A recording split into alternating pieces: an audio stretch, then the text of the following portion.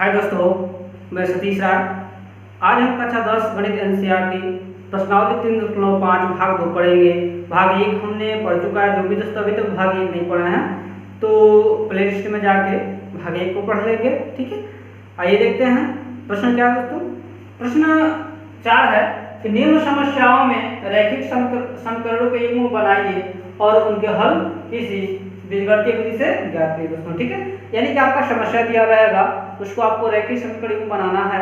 उसके बाद किसी बीजगणितीय विधि से आप सॉल्व कर सकते हैं। तो 3 विधि आपको बताया जा चुका है: प्रतिस्थापन विधि, विलोपन विधि और वज्रगण विधि दोस्तों। तो जिस विधि से आपको ठीक है दोस्तों हेल्पफुल लगे वो विधि आप लगा के क्या कर सकते हैं दोस्तों, सॉल्व कर सकते हैं। ठीक है, आइए हम देखते हैं प्रश्न क्या दिया है। प्रश्न दिया है एक छात्रावास के मासिक व्यय का 1 भाग नियत है तथा शेष इस पर निर्भर करता है कि छात्र ने कितने दिन भोजन लिया दोस्तों। एक छात्रावास है, उसमें मासिक एक व्यय नियत, मान लीजिए एक रूम का भाड़ा नियत है, उसको देना ही देना है, प्लस उसके बाद वह लड़का प्रत्येक दिन इस पे निर्भर करता है खर्च पे कि वो प्रत्येक दिन यानी कितने दिन तक भोजन किया है दोस्तों। ठीक है, मान लीजिए कोई एक विद्यार्थी ए है जो 20 दिन भोजन करता है, वो कितना देता है, 1000 रुपये छात्रावास व्यय के लिए अदा करता है। ठीक है, जबकि एक विद्यार्थी बी है वो जो 26 दिन भोजन करता है, छात्रावास के व्यय के लिए कितना देना पड़ता है दोस्तों, 1180 देना पड़ता है। 80 रुपये अदा करने पड़ते हैं। नियत व्यय और प्रतिदिन के भोजन मूल्य ज्ञात कीजिए। आइए हम दोस्तों सॉल्व करते हैं।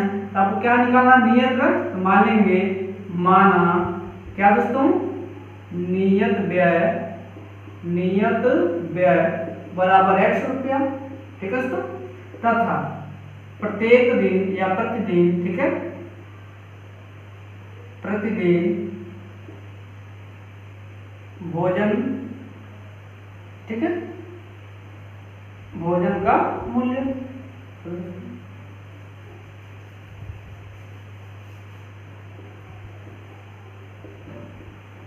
प्रतिदिन के भोजन का मूल्य क्या है दोस्तों, y रुपया। ठीक है दोस्तों, एक दिन का भोजन मूल्य y रुपया, जो नियत व्यय कितना है, 100 रुपया है। आइए देखते हैं। तो प्रश्नानुसार क्या कंडीशन दिया है, विद्यार्थी ए 20 दिन भोजन करता है दोस्तों, तो उसको कितना रुपया देना पड़ता है, 1000 रुपया देना पड़ता है। 20 दिन भोजन करता है तो ठीक है। अब आप बताइए, यह 100 रुपया तो नियत देना ही देना, भोजन करे या न करे, 100 रुपया तो नियत देना ही देना, प्लस एक दिन का भोजन का y रुपया है, तो 20 दिन का कितना दोस्तों, 20y, टोटल मिलाकर कितना दिया, 1000 रुपया दिया। इसे आप समीकरण क्या मान सकते हैं, 1 मान सकते हैं दोस्तों। ठीक, तथा दूसरा कंडीशन, एक विद्यार्थी बी है, ठीक है दोस्तों, 26 दिन भोजन करता है, टोटल 1180 रुपया देना पड़ता है। उसका भी नियत 100 रुपया आपका व्यय देना ही देना है, भोजन करे या न करे, प्लस एक दिन का भोजन का मूल्य कितना दोस्तों, y है, तो 26 दिन का 26y बराबर देना है 1180। इसे आप समीकरण क्या मान सकते हैं दोस्तों, 2 मान सकते हैं। आप प्रतिस्थापन, विलोपन, वज्रगण तीनों से किसी से सॉल्व कर सकते हैं दोस्तों। तो हम विलोपन करते हैं, 1x है 1x है, प्लस में हम 2 में से 1 को घटा देंगे, x क्या हो जाएगा, विलुप्त हो जाएगा दोस्तों। ये आप देख सकते हैं समीकरण 2 में से समीकरण 1 को घटाने पर 2 क्या है दोस्तों आपका, x प्लस 26y बराबर कितना दोस्तों, 1180। ठीक है, एक है आपके पास x प्लस 20y बराबर कितना दोस्तों, 1000। जब आप माइनस करेंगे, घटाएंगे, प्लस है तो माइनस, प्लस है तो माइनस, प्लस है तो माइनस हो जाएगा। यहाँ पे plus x minus x cancel, 26 में से 20 घटाएंगे तो 6y बचेगा दोस्तों। 1180 में से 1000 घटाएंगे तो कितना बचेगा, 180, यानी कि y बराबर हो जाएगा 180 बटे का 6, यानी कि y बराबर 3618, यानी कितना होगा दोस्तों, 30। y का वैल्यू 30 हो गया। या y का वैल्यू उठा के इसमें रख सकते हैं, 1 और 2 किसी रख सकते हैं दोस्तों। यहाँ पे आप रखेंगे क्या, y का मान समीकरण 1 में रखने पर, ठीक है दोस्तों, एक आपका क्या है, x प्लस 20y बराबर 1000, x प्लस 20y यानी कि y का वैल्यू कितना दोस्तों, 30 है, बराबर कितना दोस्तों, 1000, यानी x बराबर 1000 माइनस 20 यानी कि 600 हो जाएगा दोस्तों। एक्स बराबर कितना होगा 400, यानी कि नियत व्यय कितना देना प्रत्येक महीने का 400। ठीक है दोस्तों, अतः आप क्या कह सकते हैं नियत व्यय कितना दोस्तों, नियत व्यय एक्स माने थे, एक्स का वैल्यू कितना है दोस्तों 400 रुपया, तथा प्रतिदिन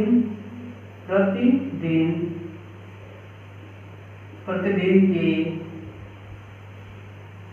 भोजन का मूल्य कितना हमारे दोस्तों वाई का वैल्यू कितना है 30 रुपया।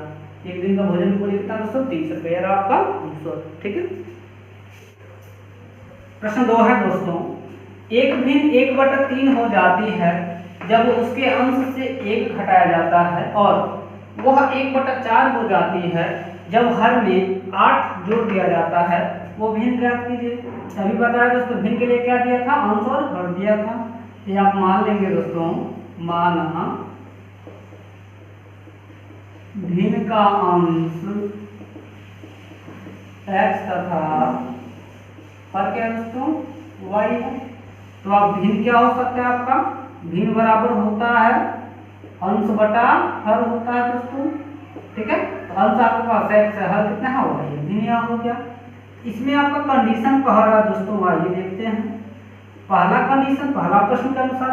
ठीक है, 1/3 हो जाती है जब उस हर अंश से कितना घटाया जाए दोस्तों 1, यानी x बटा y आपके पास भिन्न है, जब उसके अंश में से हम 1 घटाते हैं तो जो भिन्न हो जाता है 1/3, कितना हो जाता है 1/3 हो जाता है।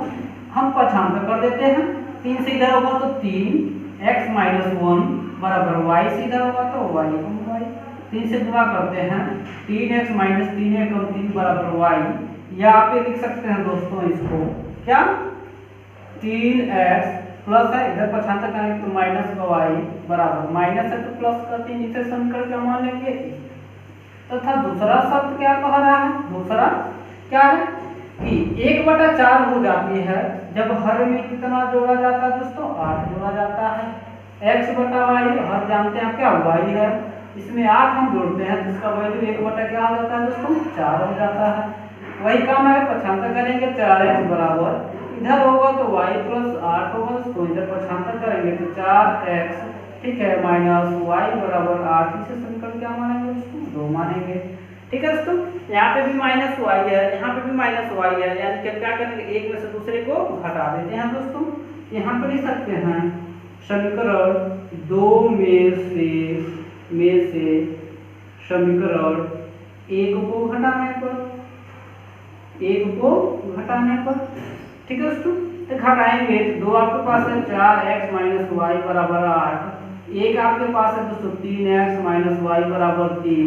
जब आप घटाएंगे प्लस माइनस प्लस है तो माइनस कट जाएगा, 4 में से 3 जाएगा तो 1x बराबर 8 में से 3 जाएगा दोस्तों 5, यानी x का मान कितना आ गया 5 आ गया दोस्तों।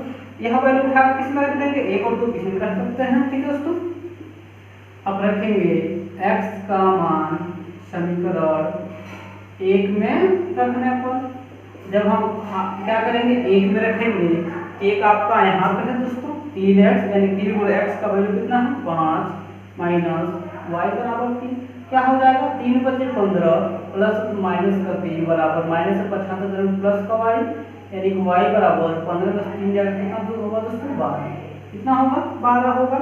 ठीक है, अतः आपका भिन्न हो जाएगा, अतः आपका जो भिन्न है दोस्तों क्या है x बटा y आपने लिखा है। ठीक है, तो x का वैल्यू आपने फाइंड किया है 5, y का वैल्यू 12 दोस्तों, यही आपका क्या हो जाएगा आंसर। ठीक है दोस्तों, आइए अब क्वेश्चन देखते हैं। प्रश्न 3 है दोस्तों, यश ने एक टेस्ट में 40 अंक अर्जित किए। यश नाम का एक लड़का है, एक टेस्ट दिया उसने 40 अंक पाया। जब उसे प्रत्येक सही उत्तर पर 3 अंक मिले तथा असद उत्तर पर 1 अंक की कटौती की गई। ठीक है, अब यह 40 अंक पाया जब जितना प्रश्न था उसमें से अगर एक उत्तर सही हो रहा है तो उसके 3 अंक मिल रहा है, अगर एक उत्तर गलत हो रहा है उसका यानी गलत हो रहा है तो उसमें से 1 अंक काट दिया जा रहा है जो पाया है नंबर। ठीक है, अंक कटौती की गई। यदि उसे सही उत्तर पर 4 अंक अंक मिलते तथा अशुद्ध उत्तर को 2 अंक करते तो यह 50 अंक अर्जित करता। टेस्ट में कितने प्रश्न थे? ठीक है दोस्तों, तो उसके पास 2 प्रकार का प्रश्न था, एक शुद्ध प्रश्न था, एक अशुद्ध प्रश्न था, यानी कि एक सही उत्तर वाला जो किया था वह एक गलत उत्तर वाला होगा दोस्तों। पहले हम दोनों को मानेंगे। ठीक है दोस्तों, आइए हल करते हैं। हल करते हैं तो मानेंगे, माना शुद्ध उत्तरों की संख्या, शुद्ध उत्तरों की संख्या बराबर x, ठीक है दोस्तों, तथा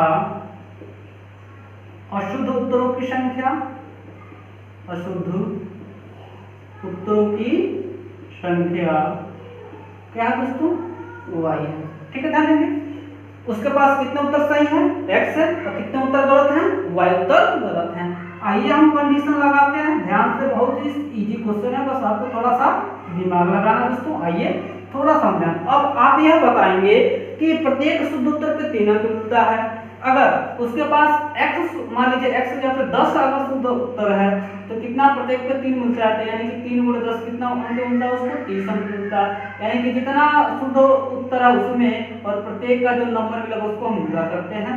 उसी प्रकार प्रत्येक को 3 अंक मिलता है शुद्ध को। अशुद्ध कितना है? x, क्या हो गया, यानी कि शुद्ध उत्तर क्या होगा? उत्तर का अंक हो गया। इसमें से आपको क्या करना है दोस्तों? घटाना है किसको? अशुद्ध को। तो अशुद्ध उत्तर पे कितना है? 1 कितना मिला है? 1 अंक कट रहा है, यानी कि उसका अशुद्ध उत्तर कितना है? y, यानी जो 3x अंक मिला था उसमें से एक मतलब y अंक घटाने के बाद टोटल कितना पाया दोस्तों? 40। इसे समीकरण क्या मान सकते हैं? 1 मान सकते हैं। तथा दूसरा ये देखते हैं, अब आपका शुद्ध अंक उत्तर पे कितना मिलता है? 4 अंक। तो शुद्ध उत्तर 4x है, शुद्ध उत्तर का अंक कितना हो जाता है दोस्तों? ठीक है, 4x। उसमें से अशुद्ध में कितना करता? 2y। ठीक है, हम देखेंगे 2 है, यानी कि कितना हो जाएगा? 2y बराबर टोटल अंक कितना होता है दोस्तों? 50। इसमें आप क्या कर सकते हैं दोस्तों? ठीक है दोस्तों, या क्या कर सकते हैं? यह हो गया, इससे समीकरण क्या मान सकते हैं दोस्तों? 2। ठीक है, या इसमें आप 2 से भाग कर सकते हैं तो कितना हो जाएगा दोस्तों? 2x - y बराबर क्या हो गया? 25। इसे समीकरण क्या मान सकते हैं? 2। आप लिख सकते हैं दोनों पक्षों में 2 से भाग देने पर, में 2 से भाग देने पर हो गया दोस्तों। अब देखेंगे -y सिंपल है, घटा देंगे एक में से दूसरे को। तो आइए घटाते हैं। समीकरण एक में से, ठीक है, में से समीकरण 2 को घटाने पर, तो आपके पास एक कितना है दोस्तों? 3x - y बराबर कितना है? 40। यहाँ पे कितना है तो 2x - y बराबर 25 है। जब घटाएंगे यानी माइनस करेंगे, माइनस से तो प्लस हो जाएगा, प्लस से तो माइनस, या माइनस प्लस कट जाएगा दोस्तों। 3 में से 2 घटाएंगे तो 1 से बचेगा बराबर 40 में से 25, यानी 10 में से 5 जाएगा 5 दोस्तों। 3 में से 2 जाएगा कितना भाई, यानी x का वैल्यू कितना होगा दोस्तों? 15। x का वैल्यू क्या आ गया? 15। यह वैल्यू उठा के 1 और 2 किसी में रख सकते हैं। ठीक है, तो रखेंगे x का मान किसमें रख दो? 2 में। चलिए समीकरण 2 में रखने पर 2 में आप रखते हैं तो यहाँ पर होगा 2 × 15 - y बराबर कितना होगा दोस्तों? 25। यानी कि y बराबर होगा 5 गुना दोस्तों 30 प्लस है 75 करेंगे तो माइनस का 25, यानी कि y बराबर कितना होगा दोस्तों? 5। कितना हो गया? 5 हो गया। ठीक है दोस्तों, यानी कि उसके पास शुद्ध उत्तर की संख्या कितना है दोस्तों? 15। अशुद्ध का कितना दोस्तों? 5 है। यानी कि अगर हम टेस्ट में कुल प्रश्नों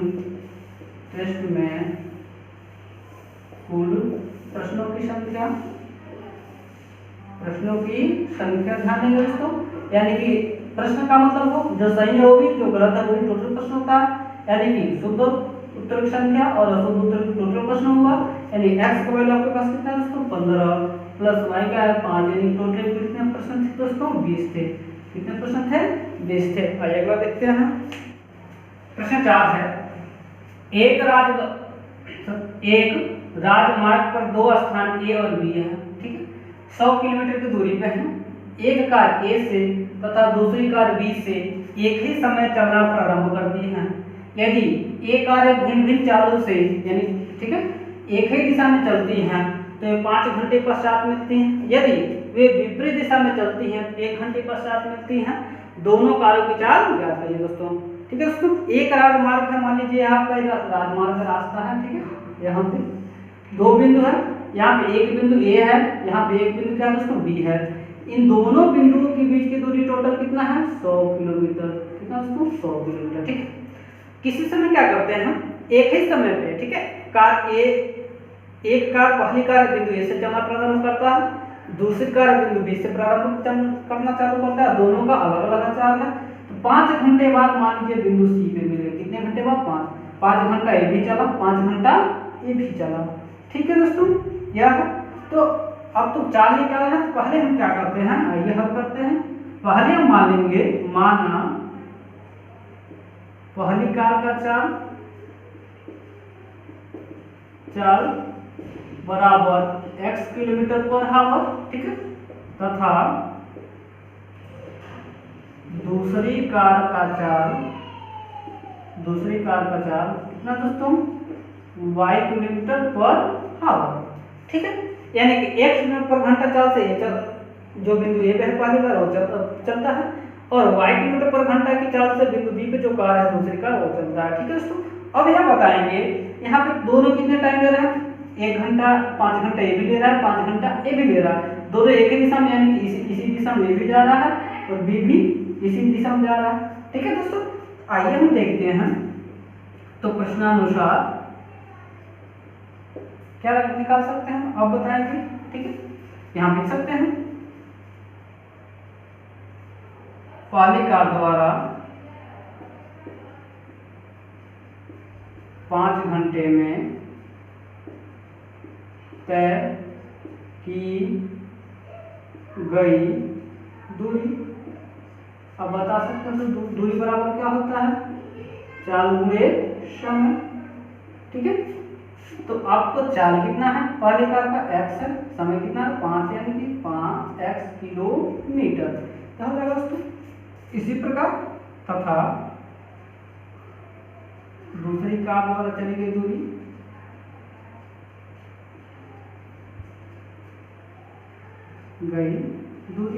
कितना हुआ दोस्तों, उसका y है 5 घंटे भी लग रहा है 5y किलोमीटर। अब चूंकि ध्यान देंगे यहाँ पे, यहाँ देखिए, यहाँ देखेंगे कार पहली कार बिंदु ए से चलना प्रारंभ करता है, ठीक है, दूसरी कार बिंदु बी से चलना प्रारंभ करता है। देखिए तो बी से, देखिए जो बी पे अगर कार जो पहली कार है आ जाता है तो यहाँ से तो दूरी तो बराबर दोनों चले हैं बिंदु सी तक पहुंचने के लिए, यहाँ से बिंदु बी से। लेकिन जो कार ए है 100 किलोमीटर एक्स्ट्रा चला है, किससे, बिंदु बी पे जो कार है दूसरी कार से 100 किलोमीटर ज्यादा चला है दोस्तों, जो पहली कार है बी से 100 किलोमीटर ज्यादा चला है, यानी दोनों कार द्वारा जो चली गई दूरी है उनका अंतर कितना होगा 100 किलोमीटर, क्योंकि 100 किलोमीटर यह देखिए इसे यह पीछे चल रहा है। देखो दोस्तों, यहाँ लिख सकते हैं, क्या लिख सकते हैं यहाँ पे, ठीक है, तो यहाँ पे इक्वेशन बनेगा आपका, ठीक है, 5x यानी पहली कार द्वारा चलेगी दूरी माइनस 5y दूसरी कार द्वारा चलेगी दूरी, यानी कि 100 किलोमीटर, दोनों का अंतर कितना है 100, यानी 5 काउंट कर लेंगे, x माइनस वाई बराबर कितना होगा 100, यानी x माइनस वाई बराबर 20 25 100 यानी कि 20। इसे समीकरण क्या मान लेंगे 1। ठीक है, तथा आइए दूसरा कंडीशन देखते हैं क्या है। अब यह बताएंगे कि दोनों विपरीत दिशा में चलते हैं, कहने का मतलब बिंदु ए यहाँ पे था, बिंदु यहाँ पे था, कार जो पहली कार इधर चलता है और बी से दूसरी कार इधर चलता है, तो कितना भी दूरी चलेंगे बताइए, यहाँ 1 घंटा में दूरी तय करना, कितने घंटे में 1 घंटे में, यानी यहाँ से लेकर यहाँ तक इन्हीं दोनों के बीच सीमित हो जा रहा है दोनों का, इन दोनों के बीच की दूरी टोटल कितना है 100 किलोमीटर, यानी कि कुछ दूरी पहली कार चला होगा, कुछ दूरी दूसरी कार चला होगा, दोनों दूरी मिलकर कितना होगा टोटल 100 किलोमीटर होगा दोस्तों। ठीक है, अब बताइए 1 घंटा में कार पहली कार कितना चलेगा x किलोमीटर और दूसरी कार कितना चलेगा y किलोमीटर, यहाँ लिख सकते हैं, यानी दूसरा बनेगा x प्लस वाई, टोटल दूरी कितना चलेंगे 100 किलोमीटर। इस समीकरण क्या मान सकते हैं 2 मान सकते हैं दोस्तों। ठीक है, अब क्या करेंगे 1 और 2 को जोड़ देंगे तो y कैंसिल हो जाएगा, यहाँ लिखेंगे समीकरण 1 और 2 को जोड़ने पर तो जब आप जोड़ेंगे तो यहाँ पर हो जाएगा x माइनस वाई बराबर 20 और x प्लस वाई बराबर 100, यानी कि यह कैंसिल हो जाएगा, 2x बराबर 120, यानी x बराबर कितना होगा 60 हो जाएगा। या x का मान उठा के आप किस में रखते हैं 2 में रखते हैं, लिखिए x का मान किसमें रखेंगे, समीकरण 2 में रखने पर। तो जब आप 2 में रखेंगे दोस्तों, आइए देखते हैं यहाँ पे है कितना आया है 60 प्लस वाई बराबर 100, यानी कि यहाँ पर हो जाएगा आपका वाई बराबर 100 माइनस 60, यानी कि वाई बराबर कितना होगा उसमें 40। ठीक है, अतः पहली कार्य की चाल, पहली कार्य की चाल क्या माने थे, x माने थे, x पर कितना आया 60 किलोमीटर पर घंटा, तथा दूसरी कार का चाल, दूसरी कार का चाल क्या माने थे दोस्तों, y बराबर कितना है 40 किलोमीटर पर घंटा। आपका आंसर हो जाएगा।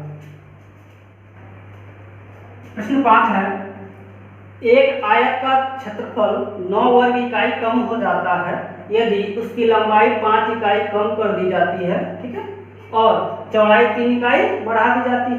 यदि हम लंबाई को 3 इकाई और चौड़ाई को 2 इकाई बढ़ा दें तो क्षेत्रफल 67 वर्ग इकाई बढ़ जाता है। आयत की विमाएं ज्ञात कीजिए। आयत की 2 विमाएं होती हैं, एक लंबाई होती है, एक चौड़ाई होती है। तो आइए हम देखते हैं दोस्तों। यहाँ मान लेंगे, माना आयत की लंबाई x तथा चौड़ाई क्या दोस्तों y, ठीक है, y है, ठीक है। अब आइए देखते हैं, जब इसकी चौड़ाई x है, सॉरी लंबाई x है और चौड़ाई y है, तब आयत का क्षेत्रफल क्या होगा। इस कंडीशन में आयत का क्षेत्रफल का सूत्र आप जानते हैं, क्या होता है, लंबाई गुणे चौड़ाई, ठीक है। तो लंबाई आपके पास x है, चौड़ाई क्या है दोस्तों, इतना वर्ग इकाई हो जाएगा। कब, जब इसकी लंबाई x हो, चौड़ाई y हो। आइए पहला कंडीशन करते हैं, यदि लंबाई 5 इकाई कम कर दी जाए तथा चौड़ाई 2 इकाई बढ़ा दी जाए। आइए देखते हैं, यदि लंबाई 5 इकाई कम कर दी जाए, कम कर दी जाए तथा चौड़ाई कितना दोस्तों 3 इकाई बढ़ा दी जाए, इकाई बढ़ा दी जाए, तब आपका दोस्तों क्या हो जाएगा, नई लंबाई हो जाएगी। पहले लंबाई आपके पास x था, उसमें से कम करना मतलब x माइनस 5 इकाई हो जाएगा, ठीक है, तथा नई चौड़ाई कितनी हो जाएगी, नई चौड़ाई, पहले आपके पास चौड़ाई y था, उसमें से 3 इकाई हमने बढ़ा दिया, यानी कि y प्लस कितना हो जाएगा 3 इकाई हो जाएगा दोस्तों, ठीक है। अब इस कंडीशन में आयत का क्षेत्रफल क्या हो जाएगा, आयत का क्षेत्रफल जो नया बनेगा, नया आयत का क्षेत्रफल लंबाई गुणे चौड़ाई होता है, लंबाई गुणे चौड़ाई। आपके पास लंबाई इस कंडीशन में कितना है, x माइनस 5, चौड़ाई कितना दोस्तों x प्लस 3, यानी गुणा करा सकते हैं x इंटू एक्स, सॉरी दोस्तों यह y है, y प्लस 3 इतना वर्ग इकाई हो जाएगा।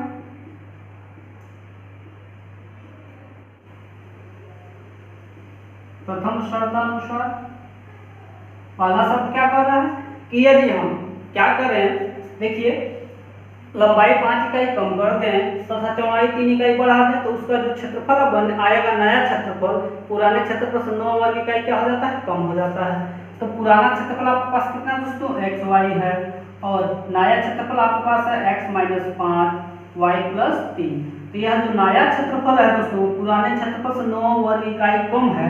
जब यह कम है तो दोनों बराबर करने के लिए इसमें 9 वर्ग का इनको क्या करना पड़ेगा, जोड़ना पड़ेगा दोस्तों, ठीक है। तो आप इसे ऐसे लिख सकते हैं, क्या एक्स वाई बराबर क्या होगा, x से y में गुणा होगा तो एक्स वाई, x से 3 में गुणा होगा प्लस का 3x माइनस 5 से y में होगा तो माइनस 5y माइनस 3 बचे 15 प्लस कितना दोस्तों 9, एक्स वाई कैंसिल, इधर 0 बचेगा, यानी 3x minus 5y minus 15 plus का माइनस का 6 बचेगा, यानी 6 इधर 75 करेंगे दोस्तों, तो 3x माइनस 5y प्लस का 6, इसे सिंपल क्या मान लेंगे 1, क्या मान लेंगे 1 मान लेंगे।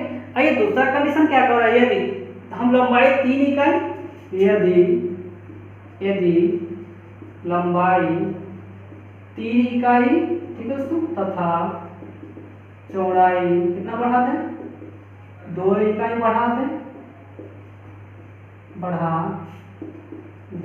तो नई लंबाई कितनी हो जाएगी दोस्तों, पहले x था 3 इकाई बढ़ाना है तो x प्लस 3 इकाई, ठीक है दोस्तों, तथा नई चौड़ाई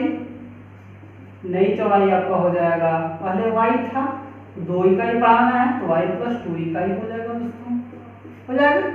तो आपका नई क्षेत्रफल कितनी हो जाएगी दोस्तों, क्या होता है लंबाई गुणे चौड़ाई, लंबाई x प्लस 3 है, चौड़ाई y प्लस 2 है, इतना वर्ग इकाई हो जाएगा, ठीक है।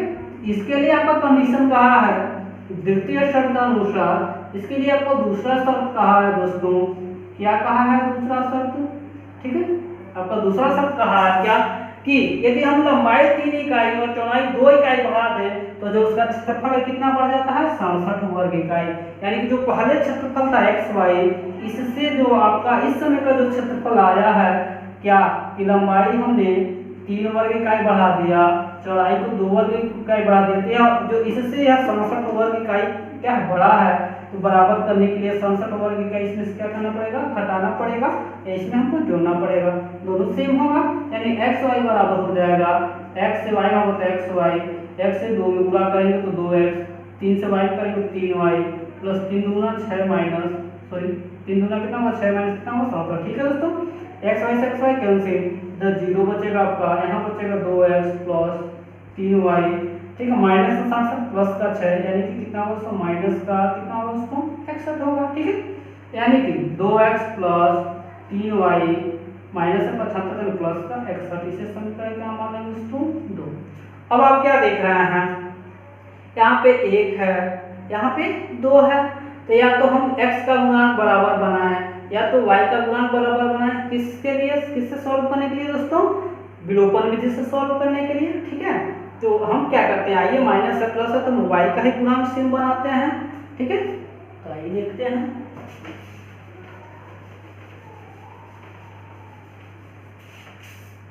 ठीक है।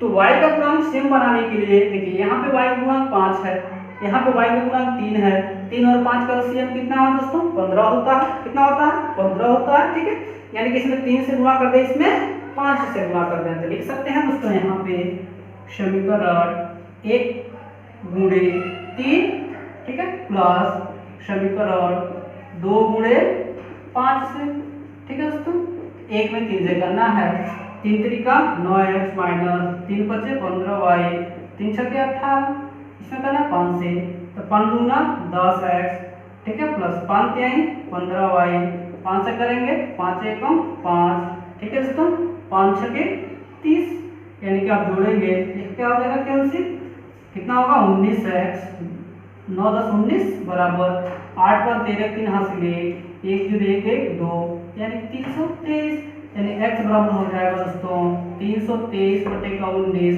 यानी x बराबर 19 से कम 19, कितना बचेगा दोस्तों आपका 13 बचेगा, 19 से कम 19, ठीक है, 3 22 23 13 बचेगा, कितना होगा 133, तो कितना होगा दोस्तों 19 सत्ते कितना होगा दोस्तों 133, ठीक है, यानी x का वैल्यू कितना आ गया 17, यानी x का वैल्यू 17 आ गया, तो यह वैल्यू उठा के आप किसमें रख सकते हैं दोस्तों 1 और 2 किसी में रख सकते हैं, तो आप लिखेंगे x का मान